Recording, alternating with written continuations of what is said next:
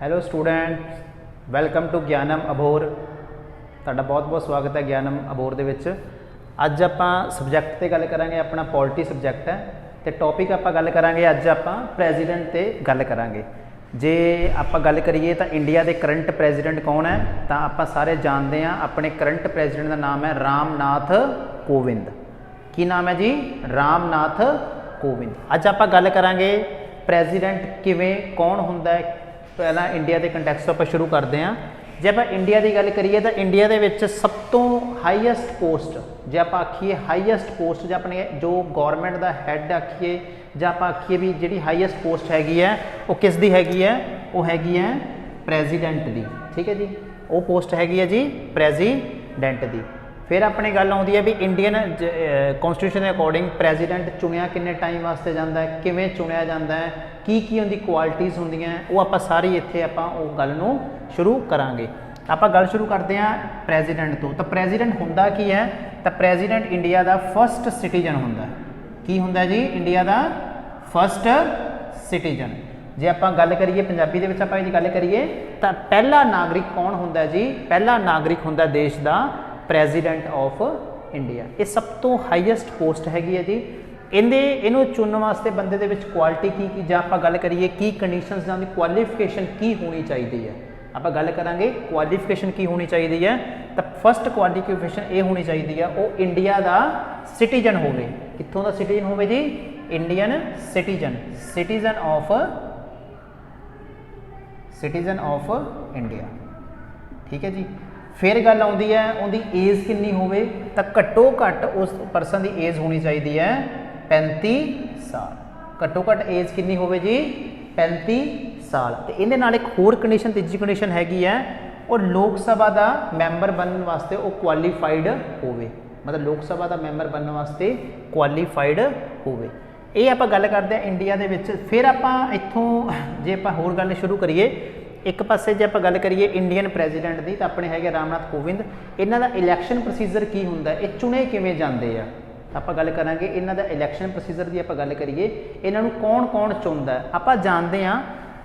ਇੱਕ ਪੁਆਇੰਟ ਲਿਖਿਆ ਜੇ, ਇੰਪੋਰਟੈਂਟ ਪੁਆਇੰਟ ਹੈ। ਇੰਡੀਆ ਦੇ ਵਿੱਚ ਪ੍ਰੈਜ਼ੀਡੈਂਟ ਦਾ ਕੋਈ ਡਾਇਰੈਕਟ ਇਲੈਕਸ਼ਨ ਨਹੀਂ ਹੁੰਦਾ। ਇੰਡੀਆ ਦੇ ਵਿੱਚ ਪ੍ਰੈਜ਼ੀਡੈਂਟ ਦਾ ਕੋਈ ਵੀ ਡਾਇਰੈਕਟ ਇਲੈਕਸ਼ਨ ਨਹੀਂ ਹੁੰਦਾ। ਪ੍ਰੈਜ਼ੀਡੈਂਟ ਕੀ ਚੁਣੇ ਜਾਂਦੇ ਆ? ਇਨਡਾਇਰੈਕਟਲੀ ਚੁਣੇ ਜਾਂਦੇ ਆ। ਕਿਵੇਂ ਚੁਣੇ ਜਾਂਦੇ ਆ ਜੀ? ਇਨਡਾਇਰੈਕਟਲੀ। ਇਨਡਾਇਰੈਕਟਲੀ ਇਲੈਕਟ ਹੁੰਦੇ ਆ, ਡਾਇਰੈਕਟ ਹੋਣਗੇ ਇਨਡਾਇਰੈਕਟਲੀ। ਪਰ ਇਹਨਾਂ ਨੂੰ ਵੋਟ ਕੌਣ ਕਰਦਾ ਹੈ? ਇਹਨਾਂ ਨੂੰ ਜੋ ਪਰਸਨ ਵੋਟ ਕਰਦੇ ਆ ਉਹ ਸਾਡੇ ਹੀ ਚੁਣੇ ਹੋਏ ਨੁਮਾਇੰਦੇ ਹੁੰਦੇ ਆ। ਸਾਡੇ ਦੁਆਰਾ ਚੁਣੇ ਹੋਏ ਨੁਮਾਇੰਦੇ ਹੁੰਦੇ ਆ। ਜੇ ਆਪਾਂ ਗੱਲ ਕਰੀਏ ਕੌਣ ਇਸ ਪ੍ਰੈਜ਼ੀਡੈਂਟ ਦੇ ਇਲੈਕਸ਼ਨ ਦੇ ਵਿੱਚ, ਜੇ ਆਪਾਂ ਗੱਲ ਕਰੀਏ ਕੌਣ ਕਿਹੜਾ ਪਰਸਨ ਹੈ ਜਿਹੜਾ ਵੋਟ ਕਰਦਾ, ਤਾਂ ਪਹਿਲੇ ਤੇ ਆਉਂਦੇ ਆ ਸਾਡੀ ਜੇ ਆਪਾਂ ਇੱਕ ਚੀਜ਼ ਇੰਪੋਰਟੈਂਟ ਕੁਐਸਚਨ ਹੈ, ਪਹਿਲਾਂ ਆਪਾਂ ਉਹਨੂੰ ਜ਼ਰੂਰ ਨੋਟ ਕਰੋ। ਸਾਡੀ ਹੁੰਦੀ ਹੈ ਪਾਰਲੀਮੈਂਟ। ਸਾਡੀ ਕੀ ਹੁੰਦੀ ਹੈ ਜੀ? ਪਾਰਲੀਮੈਂਟ। ਇੱਥੇ ਇੱਕ ਬਹੁਤ ਇੰਪੋਰਟੈਂਟ ਕੁਐਸਚਨ ਹੁੰਦਾ ਹੈ, ਬਹੁਤ ਲੋਕ ਉਹ ਕੁਐਸਚਨ ਨੂੰ ਗਲਤ ਕਰ ਦਿੰਦੇ ਆ। ਉਹ ਕੁਐਸਚਨ ਕੀ ਹੁੰਦਾ ਹੈ? ਕੁਐਸਚਨ ਪੁੱਛਿਆ ਜਾਂਦਾ ਪਾਰਲੀਮੈਂਟ ਦੇ ਵਿੱਚ ਕੌਣ ਹੁੰਦਾ ਜਾਂ ਪਾਰਲੀਮੈਂਟ ਕੰਟੇਨ, ਉਹਦੇ ਬਾਅਦ ਆਪਸ਼ਨ ਦਿੱਤੀ ਹੁੰਦੀ ਹੈ ਲੋਕ ਸਭਾ ਜਾਂ ਰਾਜ ਸਭਾ। ਆਪਾਂ ਇੱਥੋਂ ਤੱਕ ਸਮਝ ਲੈਂਦੇ ਹਾਂ ਵੀ ਪਾਰਲੀਮੈਂਟ ਦੇ ਵਿੱਚ ਲੋਕ ਸਭਾ ਤੇ ਰਾਜ ਸਭਾ ਹੁੰਦੀਆਂ, ਪਰ ਇੱਕ ਹੋਰ ਤੀਜਾ ਪਰਸਨ ਵੀ ਹੁੰਦਾ, ਉਹ ਸਾਡਾ ਹੈਗਾ ਜੀ ਪ੍ਰੈਜ਼ੀਡੈਂਟ। ਉਹ ਕੌਣ ਹੈਗਾ ਜੀ? ਪ੍ਰੈਜ਼ੀਡੈਂਟ ਵੀ ਪਾਰਲੀਮੈਂਟ ਦਾ ਹੀ ਇੱਕ ਤਰ੍ਹਾਂ ਦਾ ਪਾਰਟ ਮੰਨਿਆ ਜਾਂਦਾ ਹੈ। ਆਹ ਕੁਐਸਚਨ ਨੂੰ ਹਮੇਸ਼ਾ ਨੋਟ ਕਰਕੇ ਰੱਖੋ, ਆਹ ਚੀਜ਼ ਬਹੁਤ ਇੰਪੋਰਟੈਂਟ ਹੈ, ਇਹਨੂੰ ਨੋਟ ਕਰ ਲਓ। ਪਾਰਲੀਮੈਂਟ ਦੇ ਵਿੱਚ ਕੌਣ ਹੁੰਦਾ ਹੈ? ਇੱਕ ਵਾਰੀ ਆਪਾਂ ਸਾਰੇ ਜਣੇ ਨਾਲ ਬੋਲਾਂਗੇ। ਪਾਰਲੀਮੈਂਟ ਦੇ ਵਿੱਚ ਕੌਣ ਹੁੰਦਾ ਹੈ? ਲੋਕ ਸਭਾ, ਰਾਜ ਸਭਾ ਤੇ ਨਾਲ ਕੌਣ ਹੁੰਦਾ? ਸਾਡਾ ਪ੍ਰੈਜ਼ੀਡੈਂਟ। ਤੇ ਫਿਰ ਆਪਣਾ ਇੱਥੇ ਆਪਾਂ ਗੱਲ ਕਰਦੇ ਪਏ ਸੀ ਪ੍ਰੈਜ਼ੀਡੈਂਟ ਦਾ ਜਿਹੜਾ ਇਲੈਕਸ਼ਨ ਹੁੰਦਾ ਉਹ ਇਨਡਾਇਰੈਕਟ ਇਲੈਕਸ਼ਨ ਹੁੰਦਾ। ਪ੍ਰੈਜ਼ੀਡੈਂਟ ਇਨਡਾਇਰੈਕਟਲੀ ਚੁਣਿਆ ਜਾਂਦਾ। ਜੇ ਆਪਾਂ ਗੱਲ ਕਰੀਏ ਇਹਦੇ ਇਲੈਕਸ਼ਨ ਦੇ ਵਿੱਚ ਪਾਰਟੀਸਪੇਟ ਕੌਣ ਕਰਦਾ, ਤਾਂ ਪਹਿਲਾ ਗੱਲ ਹੁੰਦੀ ਹੈ ਲੋਕ ਸਭਾ ਦੇ, ਰਾਜ ਸਭਾ ਦੇ ਮੈਂਬਰ। ਪਰ ਇੱਕ ਇੰਪੋਰਟੈਂਟ ਚੀਜ਼ ਯਾਦ ਰੱਖਣੀ ਹੈ, ਰਾਜ ਸਭਾ ਦੇ ਵਿੱਚ ਕਿੰਨੇ, ਆਪਾਂ ਜੇ ਅੱਜ ਕਰੀਏ ਕਰੰਟ ਰਾਜ ਸਭਾ ਦੇ ਵਿੱਚ ਕਿੰਨੀ ਸਟਰੈਂਥ ਹੈ? 245 ਜੋ ਕਰੰਟ ਆਕੂਪਾਈਡ ਸੀਟਾਂ।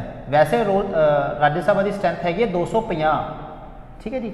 ਕਰੰਟ ਕਿੰਨੀ ਹੈਗੀ ਆ? 245। ਤੇ ਜੇ ਆਪਾਂ ਲੋਕ ਸਭਾ ਦੀ ਗੱਲ ਕਰੀਏ, ਲੋਕ ਸਭਾ ਦੀ ਕਿੰਨੀਆਂ ਸੀਟਾਂ ਹੈਗੀਆਂ ਜੀ? 550। ਟੋਟਲ ਕਿੰਨੀਆਂ ਹੈਗੀਆਂ ਜੀ? 550। ਪਰ ਇੱਥੇ ਆਪਾਂ ਕਈ ਵਾਰ ਇੱਕ ਚੀਜ਼ ਨੋਟ ਕਰ ਲੈਂਦੇ ਹਾਂ, 552 ਵੀ ਪੜ੍ਹ ਲੈਂਦੇ ਹਾਂ। पर 552 ਦੇ ਵਿੱਚ ਜਿਹੜੇ 2% ਹੁੰਦੇ ਸੀਗੇ ਇਹ ਕੌਣ ਹੁੰਦੇ ਸੀਗੇ ਐਂਗਲੋ ਇੰਡੀਅਨ।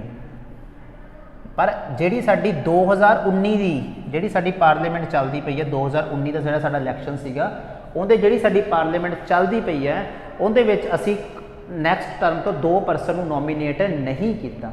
ਪਰ ਆਪਾਂ ਇੱਥੇ ਗੱਲ ਕਰਾਂਗੇ ਐਂਗਲੋ ਇੰਡੀਅਨ ਕੌਣ ਹੁੰਦੇ ਸੀਗੇ।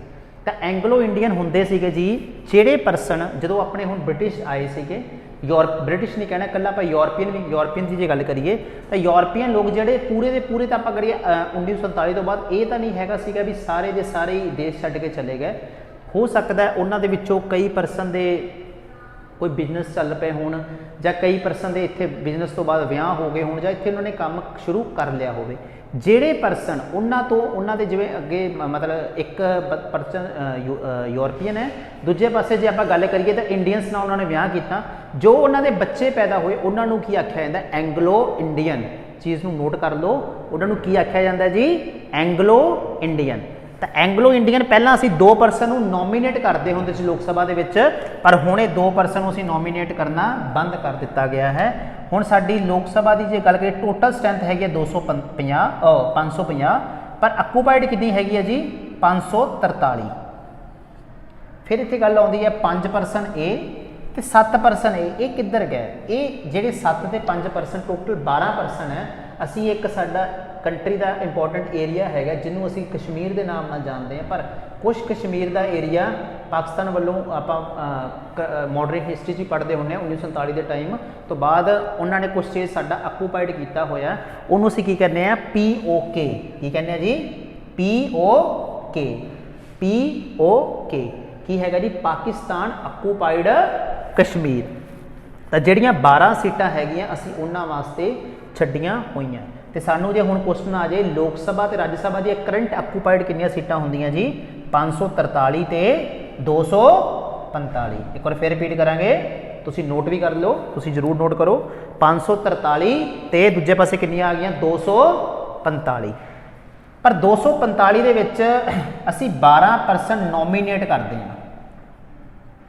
ਨੋਮੀਨੇਟ ਵੀ ਸਾਡੇ ਕੰਟਰੀ ਦਾ ਕੌਣ ਕਰਦਾ ਹੁੰਦਾ ਪ੍ਰੈਜ਼ੀਡੈਂਟ ਹੀ ਕਰਦਾ ਹੁੰਦਾ ਪਰ 12% ਕੀ ਕੀਤੇ ਜਾਂਦੇ ਆ ਨੋਮੀਨੇਟ ਕੀਤੇ ਜਾਂਦੇ ਆ। ਪਰ ਜੇ ਆਪਾਂ ਹੁਣ ਗੱਲ ਕਰੀਏ ਪ੍ਰੈਜ਼ੀਡੈਂਟ ਦਾ ਇਲੈਕਸ਼ਨ ਕੀ ਹੈ ਜੀ ਇਨਡਾਇਰੈਕਟ ਇਲੈਕਸ਼ਨ ਹੈ ਜੋ ਆਪਾਂ ਲਿਖਿਆ ਹੋਇਆ। ਲੋਕ ਸਭਾ ਤੇ ਆ ਚੀਜ਼ ਤੁਸੀਂ ਨੋਟ ਕਰ ਲੈਣੀ ਸੀਗੀ ਸਾਰਾ ਠੀਕ ਹੈ ਜੀ। ਲੋਕ ਸਭਾ ਤੇ ਰਾਜ ਸਭਾ ਦੇ ਲੋਕ ਸਭਾ ਤੇ ਇਹ ਨੋਟ ਕਰੋ ਲੋਕ ਸਭਾ ਤੇ ਰਾਜ ਸਭਾ ਦੇ elected member of the both house. ਚਲੋ ਹੁਣ ਤਾਂ ਆਪਣੇ ਲੋਕ ਸਭਾ ਦੇ ਵਿੱਚ ਜਿੰਨੇ ਪਰਸਨ ਰਹਿ ਗਏ ਉਹ ਸਭ ਇਲੈਕਟਿਡ ਹੈ ਪਰ ਇੱਕ ਟਾਈਮ ਤੇ ਐਂਗਲੋ ਇੰਡੀਅਨ ਸੀਗੇ ਇਲੈਕਟਿਡ ਇਹ ਹੈ। ਤਾਂ ਟੋਟਲ ਕਿੰਨੇ ਪਰਸਨ ਆ ਗਏ 543 ਕਿੱਥੋਂ ਆ ਗਏ ਜੀ ਕਿੱਥੋਂ ਆ ਗਏ ਬੋਲੋ ਲੋਕ ਸਭਾ ਤੋਂ। ਤੇ ਇੱਥੋਂ ਕਿੰਨੇ ਆਪਣੀ ਜਿਹੜੀ ਆਪਾਂ ਮੈਂ ਰਾਜ ਸਭਾ ਪੜ੍ਹੀ ਸੀ 245 ਮੈਂਬਰ ਸੀਗੇ ਪਰ ਵਿੱਚੋਂ 233 ਇਲੈਕਟਿਡ ਹੁੰਦੇ ਸੀ 12 ਕੀ ਹੁੰਦੇ ਆ ਜੀ ਨੋਮੀਨੇਟ ਹੁੰਦੇ ਆ। ਤੇ ਜਿਹੜੇ ਨੋਮੀਨੇਟਡ ਮੈਂਬਰ ਹੈ ਉਹ ਇੱਥੇ ਪਾਰਟਿਸਿਪੇਟ ਨਹੀਂ ਕਰਦੇ। ਤਾਂ ਸਾਡੇ ਕਿਹੜੇ ਆ ਗਏ ਰਾਜ ਸਭਾ ਦੇ ਕਿੰਨੇ ਮੈਂਬਰ ਆ ਗਏ ਜੀ 233। ਰਾਜ ਸਭਾ ਦੇ ਕਿੰਨੇ ਮੈਂਬਰ ਆ ਗਏ ਜੀ 233। ਤਾਂ ਇਹ ਪਰਸਨ ਹੈਗੇ 543 ਇਹ 233 ਇਹ।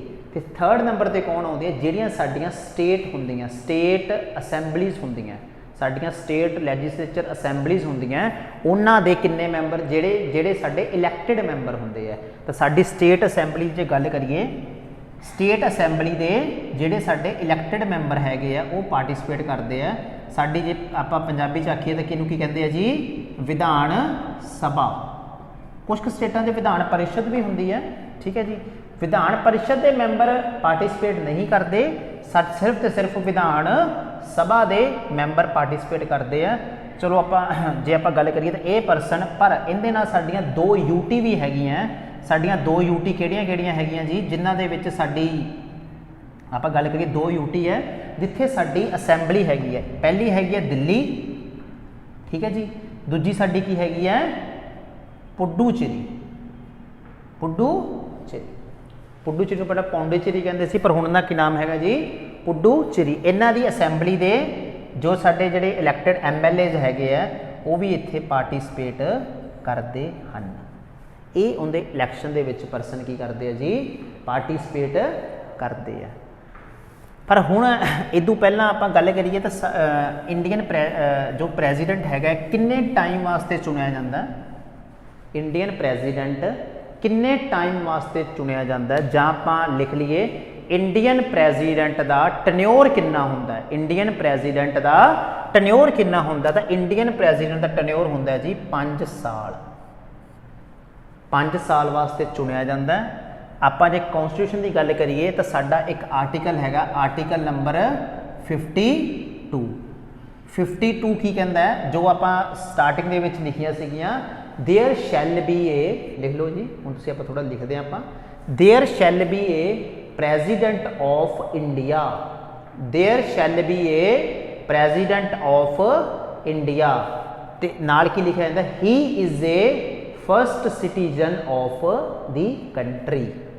तो एक ही आ गया जी प्रेजिडेंट, आर्टिकल नंबर 52 ਨੂੰ इंट्रोड्यूस करता है तो उनके बारे की दसदा है, प्रेजिडेंट कौन होंदा है, प्रेजिडेंट इंडिया का पहला सिटीजन होंदा है। नोट कर लो इंपॉर्टेंट पॉइंट है, प्रेजिडेंट की होंदा है जी फर्स्ट सिटीजन, ठीक है जी।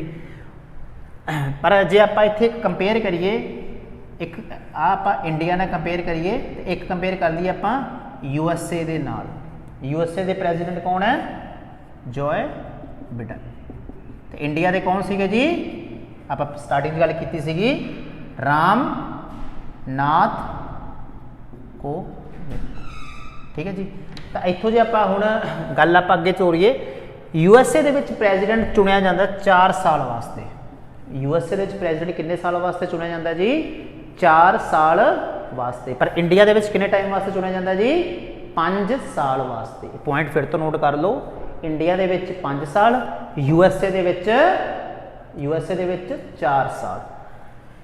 यूएसए दे विच एक कंडीशन है, प्रेजिडेंट 2 टाइम तो ज़्यादा नहीं चुनिया जाता। जे परसन आपकी लाइफ के विच 2 बार प्रेजिडेंट बन चुकिया है तो तीजी बार नहीं चुनिया जा सकता। पर इंडिया दे विच टाइम की कोई भी लिमिट नहीं हैगी, इंडिया दे विच टाइम की कोई भी लिमिट नहीं, किन्ने बार भी चुनिया जा सकता है। पर यूएसए दे विच एक कंडीशन हैगी है, आपां एक चीज़ पढ़ते हैं सिटीजनशिप, जिन्होंने आप नागरिकता कहते हैं, नागरिकता कई कारणों करके मिलती है। जिवें आप एक पढ़ते हैं अपना उहदे बर्थ हो गया, बाय बॉर्न आपां सिटीजनशिप मिलती है, फिर अपने को बाय नैचुरलाइजेशन प्रोसैस, ये चीज़ां करके सानूं सिटीजनशिप मिलती है। यूएसए दे विच एक इंपॉर्टेंट चीज़ है, उही बंदा प्रेजिडेंट बन सकता है, उही बंदा प्रेजिडेंट बन सकता है जे उत्थे बॉर्न होया होवे, जे जम्मिया होऊगा, जम्मण तो बाद उन्होंने सिटीजनशिप जी मिली है, उस कंडीशन करके ही वो की बन सकता है, यूएसए का प्रेजिडेंट बन सकता है। जे आप गल करिए जो अपनी कंट्री के रामनाथ कोविंद जी है, ये यूएसए दे विच नहीं जन्म लिया, तो एक कदे भी यूएसए के प्रेजिडेंट नहीं बन सकते। पर जे किसी कारण जो बिडेन इंडिया की सिटीजनशिप ले ले, कोई होर कारण 5 साल 6 साल जो रह के सानू सिटी नैचुरल प्रोसैस सिटीजनशिप ले ले, तो इंडिया का भी प्रेजिडेंट बन सकता है। इत्थे की कारण है, इकल्ला बॉर्न, इत्थे सिर्फ सिटीजन होना जरूरी है, जरूरी नहीं बंदा इत्थे सिटीजनशिप जम के इत्थे पैदा होकर होर कारणों करके भी उनको सिटीजनशिप हो सकती है। एक होर इंपॉर्टेंट है, तुसीं पढ़िया होना, आप जॉ बिडेन थोड़ा करंट अफेयर की गल करिए तो जॉ बिडेन के टाइम पर इलैक्शन यूएसए कदों होया, 2020 दे विच। कदों इलैक्शन होया जी, 2020 दे विच।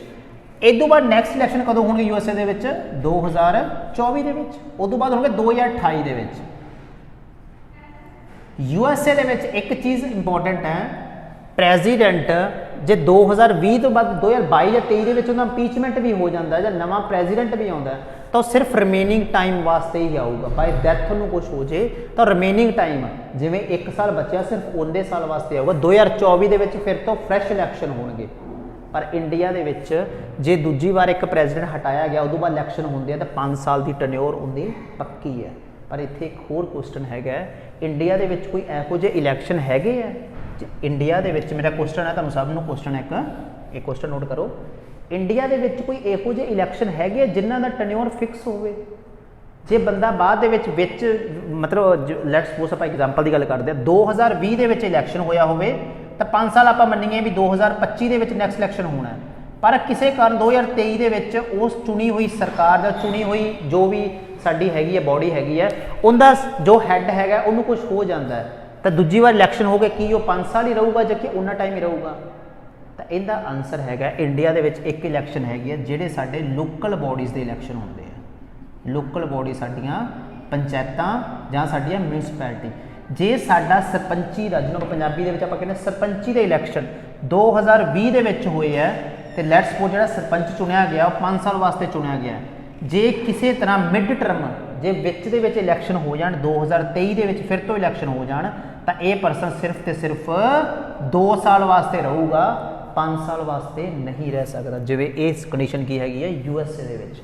USA ਦੇ ਵਿੱਚ USA ਪ੍ਰੈਜ਼ੀਡੈਂਟ ਨੂੰ ਕੁਝ ਹੋ ਜਾਂਦਾ ਹੈ ਤਾਂ USA ਪ੍ਰੈਜ਼ੀਡੈਂਟ ਤੋਂ ਬਾਅਦ ਜਿਹੜਾ ਵਾਈਸ ਪ੍ਰੈਜ਼ੀਡੈਂਟ ਹੈ ਉਹ ਉਸ ਦੀ ਕੁਰਸੀ ਸੰਭਾਲ ਸਕਦਾ ਹੈ। ਇਹ ਤੋਂ ਬਾਅਦ ਇਹਨਾਂ ਦੇ ਇੱਕ ਪੈਨਲ ਹੁੰਦੇ ਆ, ਪੈਨਲ ਆਫ ਚੇਅਰਪਰਸਨ ਹੁੰਦੇ ਆ, ਉਹ ਲਗਭਗ 10 ਦੇ ਨੇੜੇ ਤੇੜੇ ਪਰਸਨ ਹੁੰਦੇ ਆ ਜੀ, ਠੀਕ ਹੈ ਜੀ। ਉਹ ਲਗਭਗ 10 ਦੇ ਨੇੜੇ ਪਰਸਨ ਹੁੰਦੇ ਆ। ਜੇ USA ਪ੍ਰੈਜ਼ੀਡੈਂਟ ਨੂੰ ਕੁਝ ਹੋ ਗਿਆ ਉਦੋਂ ਬਾਅਦ ਜੇ ਵਾਈਸ ਪ੍ਰੈਜ਼ੀਡੈਂਟ ਆ ਜਾਂਦਾ, ਵਾਈਸ ਪ੍ਰੈਜ਼ੀਡੈਂਟ ਨੂੰ ਕੁਝ ਹੋ ਗਿਆ ਤਾਂ ਦੂਜਾ ਆ ਜਾਂਦਾ। ਵਿੱਚ ਦੇ ਵਿੱਚ ਕਿਸੇ ਤਰ੍ਹਾਂ ਦੇ ਕੋਈ ਵੀ ਇਲੈਕਸ਼ਨ ਨਹੀਂ ਹੁੰਦੇ। ਥੋੜਾ ਜਿਹਾ ਚੀਜ਼ ਨੂੰ ਡਿਫਰੈਂਟ ਹੈਗੀ ਹੈ ਪਰ ਆਹ ਚੀਜ਼ ਸਮਝ ਸਕਦੇ ਆ ਵੀ ਇਲੈਕਸ਼ਨ ਸੇਮ ਹੀ ਡੇਟ ਤੇ ਹੋਣਗੇ। ਸਮਝਾ ਕੇ ਜਿੰਨਾ ਹੁਣ ਆਪਾਂ ਗੱਲ ਕਰਦੇ ਪਏ ਸੀਗੇ ਪ੍ਰੈਜ਼ੀਡੈਂਟ ਇਲੈਕਸ਼ਨ ਦੀ। ਪ੍ਰੈਜ਼ੀਡੈਂਟ ਇਲੈਕਸ਼ਨ ਕਿਸ ਤਰ੍ਹਾਂ ਹੁੰਦਾ ਹੈ, ਕਿਵੇਂ ਹੁੰਦਾ ਹੈ, ਠੀਕ ਹੈ ਜੀ। ਇਹਦੇ ਤੇ ਆਪਾਂ ਗੱਲ ਸ਼ੁਰੂ ਕਰਾਂਗੇ, ਠੀਕ ਹੈ ਜੀ। ਆਪਾਂ ਇਹਦੇ ਤੇ ਅੱਗੇ ਗੱਲ ਕਰਾਂਗੇ। ਆਪਾਂ ਪਹਿਲੀ ਇਸ ਕਲਾਸ ਦੇ ਵਿੱਚ ਆਪਾਂ ਇਹ ਜਾਣ ਰਹੇ ਸੀਗੇ, ਸਟਾਰਟਿੰਗ ਤੁਸੀਂ ਸਭ ਨੇ ਜਾਣਿਆ ਬਈ ਇੰਡੀਆ ਦੇ ਵਿੱਚ ਜਿਹੜੇ ਇਲੈਕਸ਼ਨ ਹੁੰਦੇ ਆ, ਜੋ ਇੰਡੀਆ ਦੇ ਵਿੱਚ ਪ੍ਰੈਜ਼ੀਡੈਂਟ ਦਾ ਇਲੈਕਸ਼ਨ ਹੁੰਦਾ ਉਹ ਕਿਹੜਾ ਇਲੈਕਸ਼ਨ ਹੁੰਦਾ ਇਹ ਪੁਆਇੰਟ ਨੋਟ ਕਰਨਾ ਹੈ। ਇੰਡੀਆ ਦੇ ਵਿੱਚ ਇਲੈਕਸ਼ਨ ਹੁੰਦਾ ਇਨਡਾਇਰੈਕਟ ਇਲੈਕਸ਼ਨ। ਜਿਵੇਂ ਆਪਣੇ PM ਵਾਸਤੇ ਡਾਇਰੈਕਟ ਇਲੈਕਸ਼ਨ ਹੁੰਦਾ, PM ਵਾਸਤੇ ਆਪਾਂ ਵੋਟ ਕਰਨ ਜਾਂਦੇ ਆ ਪਰ ਪ੍ਰੈਜ਼ੀਡੈਂਟ ਵਾਸਤੇ ਅਸੀਂ ਵੋਟ ਕਰਨ ਨਹੀਂ ਜਾਂਦੇ, ਸਾਡੇ ਚੁਣੇ ਹੋਏ ਨੁਮਾਇੰਦੇ ਅੱਗੇ ਵੋਟ ਕਰਦੇ ਆ। ਤਾਂ ਆਪਾਂ ਲਿਖਿਆ ਸੀ ਕੌਣ ਕੌਣ ਹੁੰਦਾ, ਸਟਾਰਟਿੰਗ 'ਚ ਲਿਖਿਆ ਸੀਗਾ MP ਆਫ ਲੋਕ ਸਭਾ ਐਂਡ ਰਾਜ ਸਭਾ। ਪਰ ਇਹਨਾਂ ਦੇ ਕਿਹੜੇ ਮੈਂਬਰ ਜੀ ਬੋਲੋ, ਕਿਹੜੇ ਮੈਂਬਰ, ਇਲੈਕਟਿਡ ਮੈਂਬਰ, ਠੀਕ ਹੈ ਜੀ। ਜਿਹੜੇ ਸਾਡੇ 12 ਨੋਮੀਨੇਟਡ ਮੈਂਬਰ ਹੈਗੇ ਆ ਉਹ ਪਾਰਟਿਸਿਪੇਟ ਨਹੀਂ ਕਰ ਸਕਦੇ। ਤੇ ਸਾਡੀਆਂ ਸਟੇਟਾਂ ਦੇ MLA ਤੇ ਦੋ ਨਾਲ ਆਪਾਂ UT ਦੀ ਗੱਲ ਕੀਤੀ ਸੀਗੀ, ਦਿੱਲੀ ਐਂਡ ਪੁਡੂਚੇਰੀ। ਲਿਖ ਲਓ ਜੀ ਦਿੱਲੀ ਐਂਡ ਪੁਡੂਚੇਰੀ, ਨੋਟ ਕਰ ਲਓ ਜੀ ਦਿੱਲੀ ਐਂਡ ਪੁਡੂਚੇਰੀ। ਫਿਰ ਆਉਂਦਾ ਜੀ ਇਸ ਅੱਗੇ ਜੇ ਗੱਲ ਕਰੀਏ ਤਾਂ ਪ੍ਰੈਜ਼ੀਡੈਂਟ ਦਾ ਇਲੈਕਸ਼ਨ ਹੁੰਦਾ ਕਿਸ ਤਰ੍ਹਾਂ ਹੈ, ਕੀ ਪ੍ਰੋਸੈਸ ਫੋਲੋ ਹੁੰਦਾ, ਕੀ ਡਿਫਰੈਂਟ ਇਹਦੇ ਵਿੱਚ ਪ੍ਰੋਸੈਸ ਫੋਲੋ ਹੁੰਦਾ। ਇਹਦੇ ਵਿੱਚ ਜੇ ਆਪਾਂ ਗੱਲ ਕਰੀਏ ਤਾਂ 50% ਦੀ ਮੈਜੋਰਟੀ ਜ਼ਰੂਰੀ ਹੁੰਦੀ ਹੈ ਇਲੈਕਸ਼ਨ ਜਿੱਤਣ ਵਾਸਤੇ। ਮਿਨੀਮਮ ਪ੍ਰੈਜ਼ੀਡੈਂਟ ਨੂੰ ਕਿੰਨੇ ਪਰਸੈਂਟ, 50% ਵੋਟਾਂ ਲੈਣਾ ਜ਼ਰੂਰੀ ਹੁੰਦਾ ਹੈ। ਸਾਡੇ ਨਾਰਮਲ ਇਲੈਕਸ਼ਨ ਕਿਵੇਂ ਹੁੰਦੇ ਆ, ਲੈਟਸ ਸਪੋਜ਼ ਉੱਥੇ 100 ਵੋਟਾਂ ਹੈਗੀਆਂ, ਇੱਕ ਪਰਸਨ ਨੂੰ 35 ਆ ਗਈਆਂ, ਇੱਕ ਨੂੰ ਕੋਈ 20 ਆ ਗਈਆਂ, ਠੀਕ ਹੈ, ਕੋਈ 15 ਵਾਲੇ ਦੋ ਹੈਗੇ ਆ। ਜਿਹੜੇ ਪਰਸਨ ਨੂੰ ਜ਼ਿਆਦਾ ਵੋਟਾਂ ਪਈਆਂ ਹੋਈਆਂ ਉਹ ਪਰਸਨ ਜਿੱਤ ਜਾਊਗਾ, ਕੋਈ 50% ਦਾ ਕ੍ਰਾਈਟੇਰੀਆ ਨਹੀਂ ਹੈ। ਪਰ ਜੇ ਆਪਾਂ ਗੱਲ ਕਰੀਏ ਪ੍ਰੈਜ਼ੀਡੈਂਟ ਦੇ ਕੇਸ ਦੇ ਵਿੱਚ ਤਾਂ ਮਿਨੀਮਮ 50% ਵੋਟਾਂ ਲੈਣਾ ਜ਼ਰੂਰੀ ਹੈ। ਇੱਕ ਕੰਟਰੀ ਹੈਗੀ ਹੈ ਜਿੱਥੋਂ ਦਾ ਜੇ ਪ੍ਰਾਈਮ ਮਿਨਿਸਟਰ ਇਲੈਕਸ਼ਨ ਹੁੰਦਾ ਉਹਦਾ ਵੀ 50% ਵੋਟਾਂ ਲੈਣਾ ਜ਼ਰੂਰੀ ਹੁੰਦਾ। ਤਾਂ ਇਸ ਕੰਟਰੀ ਦਾ ਨਾਮ ਕੀ ਹੈਗਾ, ਇਜ਼ਰਾਈਲ। ਜੇ ਇਜ਼ਰਾਈਲ ਦੀ ਆਪਾਂ ਗੱਲ ਕਰੀਏ ਤਾਂ ਇਜ਼ਰਾਈਲ ਦੇ ਵਿੱਚ ਵੀ 50% ਲੈਣੀਆਂ ਜ਼ਰੂਰੀ ਹੁੰਦੀਆਂ, ਸੇਮ ਜਿਵੇਂ ਸਾਡੇ ਪ੍ਰੈਜ਼ੀਡੈਂਟ ਵਾਸਤੇ ਲਈਆਂ ਵੋਟਾਂ ਲਈਆਂ ਜਾਂਦੀਆਂ। ਤਾਂ ਆਪਾਂ ਹੁਣ ਇਸ ਕਲਾਸ ਦੇ ਵਿੱਚ ਆਪਾਂ ਕੀ ਕੁਝ ਪੜ੍ਹਿਆ, ਜੇ ਆਪਾਂ ਰਿਵਾਈਜ਼ ਕਰੀਏ ਤਾਂ ਸਟਾਰਟਿੰਗ ਦੇ ਵਿੱਚ ਪੜ੍ਹਿਆ ਆਪਣੇ ਪ੍ਰੈਜ਼ੀਡੈਂਟ ਕੌਣ ਹੈ, ਤਾਂ ਆਪਾਂ ਸਟਾਰਟਿੰਗ ਦੇ ਨਾਮ ਲਿਆ। ਆਪਾਂ ਫਿਰ ਤੋਂ ਥੋੜ੍ਹਾ ਜਿਹਾ ਕਲਾਸ ਸਮ ਅਪ ਕਰਦੇ ਹਾਂ। ਆਪਾਂ ਨਾਮ ਕੀ ਲਿਆ, ਰਾਮਨਾਥ ਕੋਵਿੰਦ, ਠੀਕ ਹੈ ਜੀ। ਉਸ ਤੋਂ ਬਾਅਦ ਆਪਾਂ ਕਿਹਾ ਹੈ ਆਰਟੀਕਲ ਕਿਹੜਾ ਇੰਟਰੋਡਿਊਸ ਕਰਦਾ ਹੈ, ਆਰਟੀਕਲ ਨੰਬਰ 52 ਇੰਟਰੋਡਿਊਸ ਕਰਦਾ ਹੈ। 52 ਇਹ ਕਹਿੰਦਾ ਜੀ, ਆਪਾਂ ਫਿਰ ਤੋਂ ਰਿਪੀਟ ਕਰਦੇ, there shell B A president of India, he is a first citizen. ਇਹ ਚੀਜ਼ ਨੂੰ ਹਮੇਸ਼ਾ ਯਾਦ ਰੱਖਣਾ ਹੈ, ਪ੍ਰੈਜ਼ੀਡੈਂਟ ਕੀ ਹੁੰਦਾ ਹੈ, ਫਸਟ ਸਿਟੀਜ਼ਨ। ਫਿਰ ਆਪਾਂ ਇਹ ਤੋਂ ਬਾਅਦ ਕੀ ਹੈ ਪ੍ਰੋਸੀਜਰ ਗਏ, ਇਹਦਾ ਇਲੈਕਸ਼ਨ ਕਿਹੜਾ ਹੁੰਦਾ, ਇਹਦਾ ਇਲੈਕਸ਼ਨ ਹੁੰਦਾ ਇਨਡਾਇਰੈਕਟ ਇਲੈਕਸ਼ਨ। ਇਹ ਆਪਣੇ ਇੱਕ ਕੀ ਪੁਆਇੰਟ ਹੈ ਜਿਸ ਦੀ ਕਲਾਸ ਦੇ ਆਪਾਂ ਕੀ ਕੁਝ ਪੜ੍ਹਦੇ ਪਏ ਹਾਂ। ਤਾਂ ਪ੍ਰੈਜ਼ੀਡੈਂਟ ਦਾ ਇਲੈਕਸ਼ਨ ਕੀ ਹੁੰਦਾ ਜੀ, ਪ੍ਰੈਜ਼ੀਡੈਂਟ ਇਲੈਕਸ਼ਨ ਹੁੰਦਾ ਇਨਡਾਇਰੈਕਟ ਇਲੈਕਸ਼ਨ। ਪਾਰਟਿਸਿਪੇਟ ਕੌਣ ਕੌਣ ਕਰਦਾ ਹੈ, ਲੋਕ ਸਭਾ ਤੇ ਰਾਜ ਸਭਾ ਦੇ ਇਲੈਕਟਿਡ ਮੈਂਬਰ। ਤੁਸੀਂ ਉਹ ਨੋਮੀਨੇਟਡ ਵਾਲੇ 12 ਮੈਂਬਰ ਵਿੱਚ ਨਹੀਂ ਯਾਦ ਰੱਖਣੇ, ਤੇ ਸਾਡੀਆਂ 2 UTਆਂ ਯਾਦ ਰੱਖਣੀਆਂ, ਦਿੱਲੀ ਤੇ ਪੁਡੂਚੇਰੀ, ਦਿੱਲੀ ਐਂਡ ਪੁਡੂਚੇਰੀ। ਉਸ ਤੋਂ ਬਾਅਦ ਆਪਾਂ ਕੀ ਗੱਲ ਕੀਤੀ ਹੈ, ਉਸ ਤੋਂ ਬਾਅਦ ਆਪਾਂ ਡਿਫਰੈਂਸ ਕੀਤਾ ਸੀ इंडिया ते USA के प्रेजिडेंट की डिफरेंस है। जिवें आपां प्रेजिडेंट की गल की सी, इंडिया दे विच 5 साल, उधर अपने 4 साल, होर किहड़ी-किहड़ी कंडीशनां सी आपां इहदे विच आपां उन्हां बारे दस्सिया सी। ठीक है, USA के प्रेजिडेंट का नाम भी लिखा सी, जो बिडेन प्रेजिडेंट है।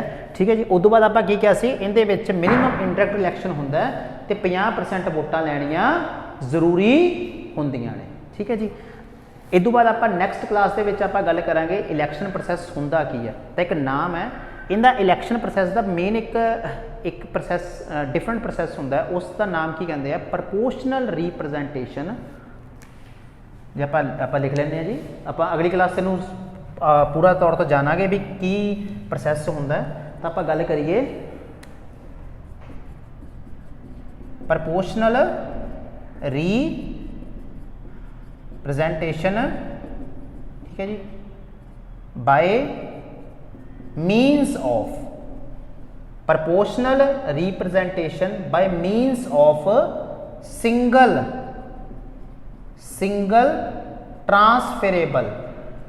Transferable vote. एक प्रोसैस है जो कंट्री दे विच यूज होंदा है। फिर तो मैं रिपीट करदा, proportional representation by means of single transferable vote. इस टॉपिक ते आपां नैक्सट क्लास गल करांगे प्रेजिडेंट का इलैक्शन किस तरह का होगा, कौन कौन आपां ਜਿਹੜੇ ਬੰਦਿਆਂ ਨੇ ਵੋਟਾਂ ਪਾਉਣੀਆਂ, ਆਪਾਂ ਵੋਟਰ ਡਿਸਾਈਡ ਕਰ ਲਏ ਵੋਟਰ ਕਿਹੜੇ ਆ, ਪਰ ਆਪਾਂ ਇੱਥੇ ਕੀ ਡਿਸਾਈਡ ਕਰਨਾ ਹੈ, ਪ੍ਰੈਜ਼ੀਡੈਂਟ ਦਾ ਇਲੈਕਸ਼ਨ ਥੋੜਾ ਜਿਹਾ ਡਿਫਰੈਂਟ ਹੁੰਦਾ ਹੈ, ਥੋੜਾ ਜਿਹਾ ਔਖਾ ਪ੍ਰੋਸੈਸ ਵੀ ਹੈ, ਪਰ ਆਪਾਂ ਨੈਕਸਟ ਕਲਾਸ ਦੇ ਵਿੱਚ ਇਹਨੂੰ ਸਮਝਣ ਦੀ ਅੱਗੇ ਆਪਾਂ ਗੱਲ ਨੂੰ ਅੱਗੇ ਵਧਾਵਾਂਗੇ। ਤਾਂ ਇੱਥੋਂ ਆਪਾਂ ਨੂੰ ਕੋਈ ਡਾਊਟ ਹੋਵੇ ਤੁਸੀਂ ਕਮੈਂਟ ਸੈਕਸ਼ਨ ਦੇ ਵਿੱਚ ਆਪਾਂ ਨੂੰ ਦੱਸ ਸਕਦੇ ਹੋ ਵੀ ਜੋ ਡਾਊਟ ਹੋਊਗਾ, ਤੇ ਬਾਕੀ ਆਪਣਾ ਇਹ ਜੋ ਵੀ ਤੁਸੀਂ ਅੱਗੇ ਤੋਂ ਗਿਆਨਮ ਇੰਸਟੀਚਿਊਟ ਅਬੋਹਰ ਦੇ ਨਾਲ ਅੱਗੇ ਤੋਂ ਜੁੜ ਕੇ ਰਿਹਾ ਜੇ। ਠੀਕ ਹੈ ਜੀ, ਥੈਂਕ ਯੂ ਜੀ।